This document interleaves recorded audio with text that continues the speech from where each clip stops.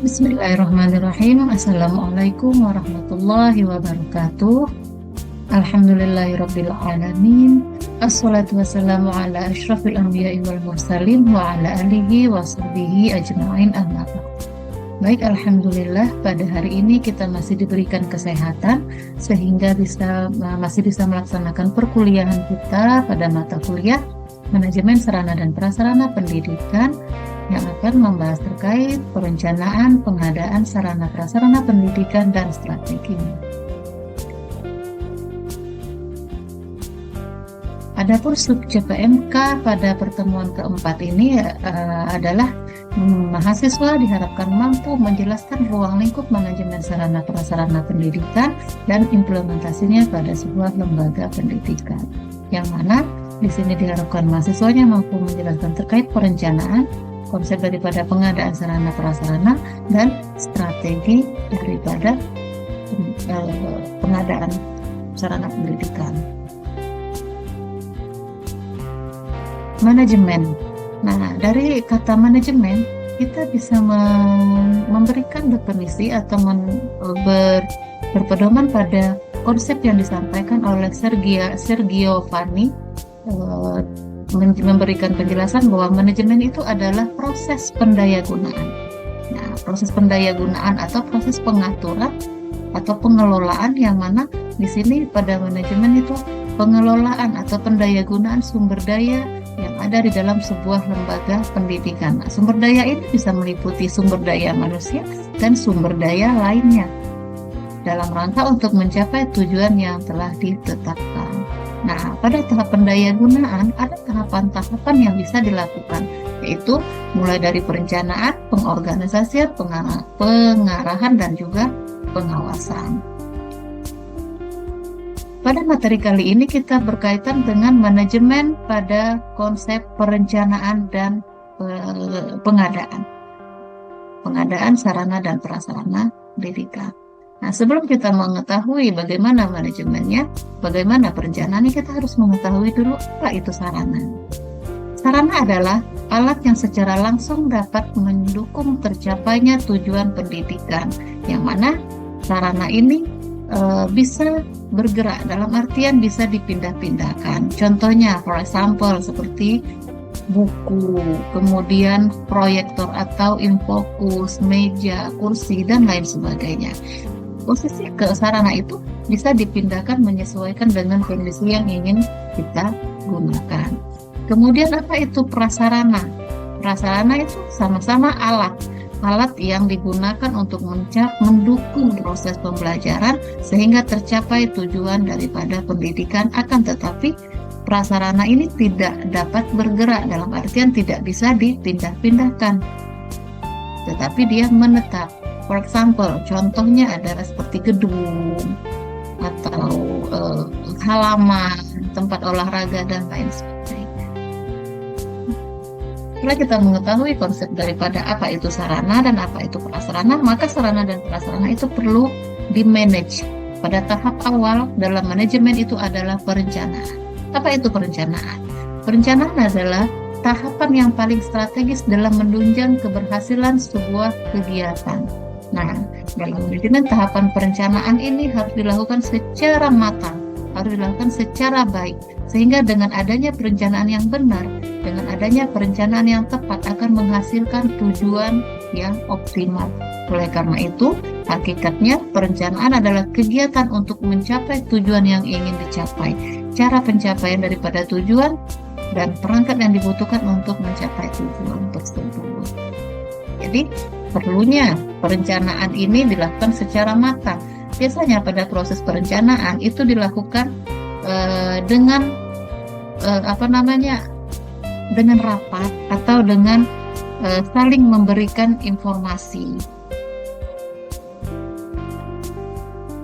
Setelah perencanaan, perlu adanya pengadaan daripada sarana, karena ketika perencanaan dilakukan tidak direalisasikan, dalam artian tidak diimplementasikan perencanaan tersebut, maka manajemen sarana prasarana tidak bisa berjalan secara baik. Nah, proses pengadaannya itu adalah proses menetapkan program pengadaan sarana prasarana dalam rangka mencapai tujuan daripada pendidikan. Pada tahap perencanaan sudah dianalisis apa saja kebutuhan-kebutuhan yang akan diadakan, apa saja sarana prasarana yang akan diadakan dalam rangka untuk menunjang proses pembelajaran.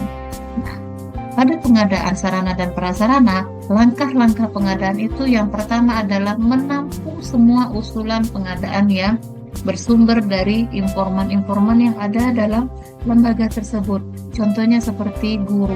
Ketika guru membutuhkan media pembelajaran, maka perlu dimasuk ke dalam alokasi pengadaan yang urgent. Karena apa? Dengan adanya pengadaan media itu membantu kelancaran proses pembelajaran.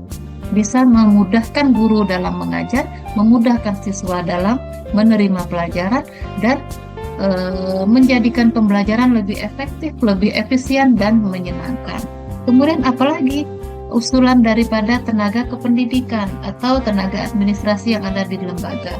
Nah, dengan adanya usulan daripada masing-masing sumber daya itu, berarti itu adalah hal yang sangat urgent, yang sangat dibutuhkan dalam rangka menunjang proses pembelajaran tersebut. Nah, kemudian langkah yang selanjutnya adalah menyesuaikan antara kebutuhan sarana prasarana tersebut dengan alokasi penganggarannya.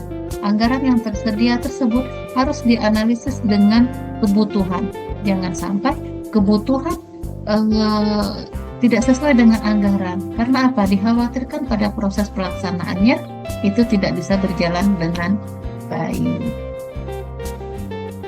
Dalam melaksanakan pengadaan sarpras itu ada prinsip-prinsip pengadaan yang perlu dijalankan. Yang pertama, itu prinsip yang pertama harus melalui perencanaan yang matang, perencanaan yang hati-hati. Kemudian yang kedua, mempertimbangkan berbagai cara pengadaannya. Apakah mau dengan cara pembelian, atau dengan mengadakan dengan cara mencari bantuan, atau dengan membuat sendiri, atau seperti apa. Nah, hal yang seperti ini harus dipertimbangkan pada proses pengadaannya. Kemudian, prinsip yang selanjutnya adalah harus diadministrasikan dengan tertib dan dipertanggungjawabkan. Pada proses pengadaan, ketika mau melakukan pembelian dengan pihak ketiga, tentu ada hal-hal yang harus terpenuhi, dalam artian harus ada persyaratan-persyaratannya, umpamanya ada surat perintah kerja, kemudian ada kwitansi dan lain sebagainya. Nah, itu adalah administrasi yang dalam rangka nanti ketika untuk pelaporan ada hal yang bisa dipertanggungjawabkan. Apa saja yang dibeli, berapa saja dananya, ke pihak mana, atau dilakukan dengan membeli secara langsung atau seperti apa. Itu harus terdata, teradministrasi dengan baik, dan terdokumentasi dengan baik.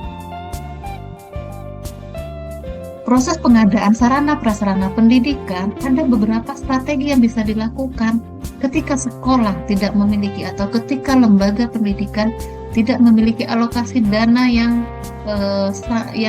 cukup, atau dalam artian keterbatasan dana untuk pengadaan, maka lembaga atau pimpinan harus memiliki strategi-strategi lainnya sehingga pengadaan sarana tetap bisa dilakukan dalam rangka untuk menunjang proses pembelajaran, dalam rangka untuk melancarkan proses pembelajaran.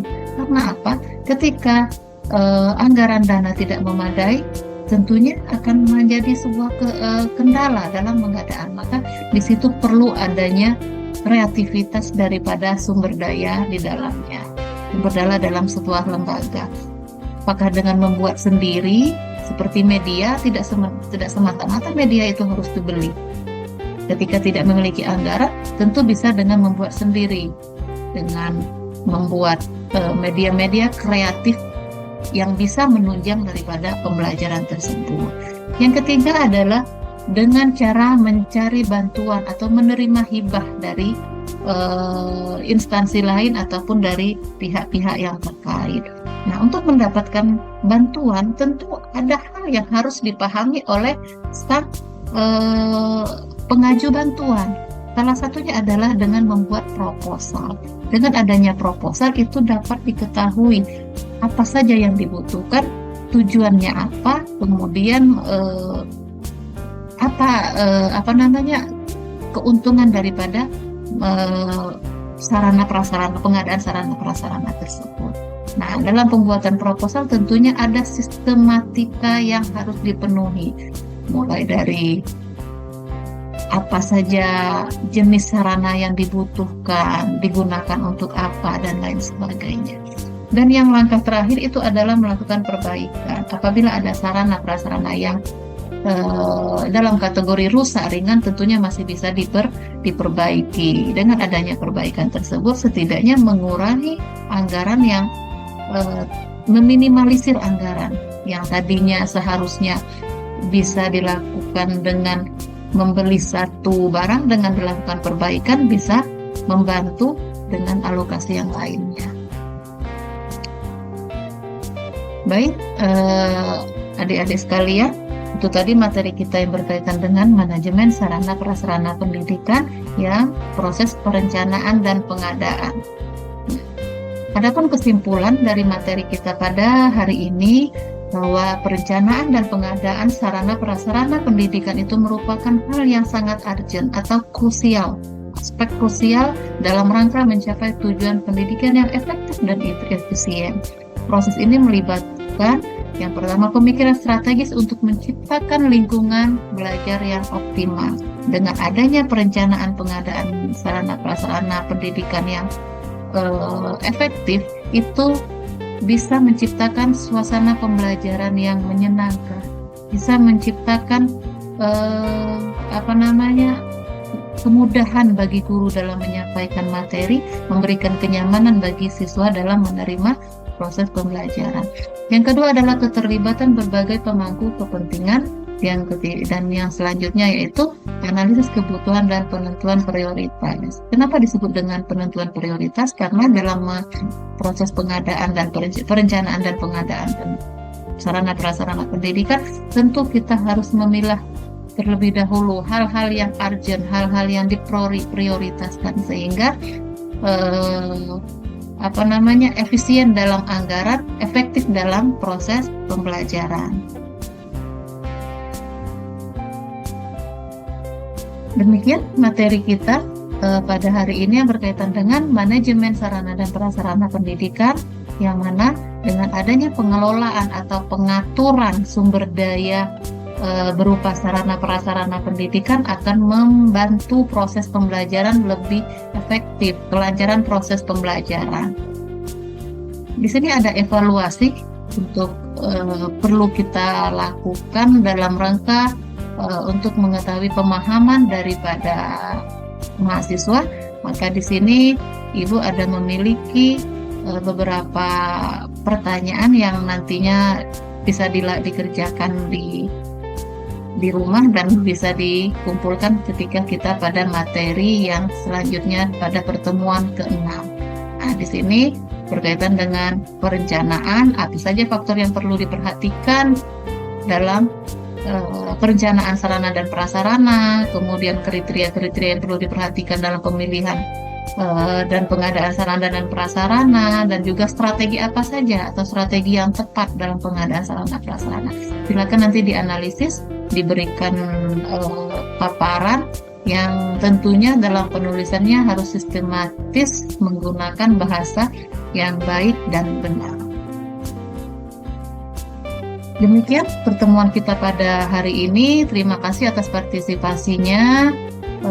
Mohon maaf apabila terdapat kesalahan. Demikian Ibu akhiri. Wallahul muwaffiq ila aqwamit thoriq. Wassalamualaikum warahmatullahi wabarakatuh.